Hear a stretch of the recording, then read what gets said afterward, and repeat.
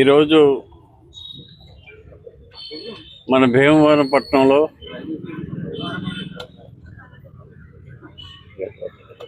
Edward ట్యాంక్లో ఆధునీకరణ చేసి బోట్ షికార్ కూడా కలెక్టర్ మేడం గారి చేత ప్రారంభించడం జరిగింది. దీనికి జూపూడి సంజయ్ వాళ్ళు 52 లక్షల రూపాయలు ఖర్చు పెట్టి ఆధునీకరణ చేశారు.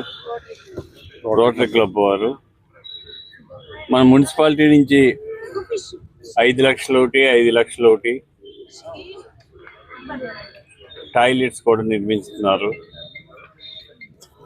ఇవన్నీ చేసి భీమవరం పట్టణాన్ని ఆధునీకరణ చేయాలి, భీమవరం పట్టణం అభివృద్ధి పరచాలి, హెడ్ క్వార్టర్స్ కాబట్టి అన్ని ఫెసిలిటీస్ రావాలని ఆలోచన చేసి మన కలెక్టర్ మేడం గారు చొరవ తీసుకుని ఈ పార్క్ అభివృద్ధికి వారు ముందుకు వచ్చి ఈ డోనర్స్ని తీసుకొచ్చి ఈ కార్యక్రమం చేయటం జరిగింది. దీనివల్ల సాయంత్రం సమయంలో పిల్లలు ఆడుకోవటానికి, బోట్ షికార్ చేయటానికి అనుకూలంగా ఉంటుంది. పట్టణ నడిబొడ్డులో ఉంది. ఇది చాలా అనుకూలమైన కార్యక్రమం చేయటానికి బాగుంటుందని చెప్పి ఆలోచన చేసి ఈ పార్క్ అభివృద్ధి చేయటం జరిగింది. దీన్ని అందరూ పట్టణ ప్రముఖులు, ప్రజలు అందరూ కూడా ఉపయోగించుకోవాలని చెప్పి కోరుతున్నాం. రోజులు సంక్రాంతి ఉంది. సంక్రాంతి తోటి చాలా మంది రాష్ట్ర వ్యాప్తంగా, దేశవ్యాప్తంగా ఇక్కడ ఆరిజిన్ ఉన్న వారంతా కూడా మన భీమవరం పట్టణానికి తరలి వస్తారు ఫ్యామిలీస్తో. పిల్లలందరికీ కూడా ఆహ్లాదకరంగా ఉండాలని చెప్పేసి ఇక్కడ ఎడ్వర్డ్ ట్యాంక్లో బోట్స్ని అమ్యూజ్మెంట్ కోసము స్టార్ట్ చేయడం జరిగింది. పిల్లలకి, పెద్దలకి అందరికీ కూడా ఒక మంచి ఎంటర్టైన్మెంట్గా ఉంటుందని కోరుకుంటున్నాము.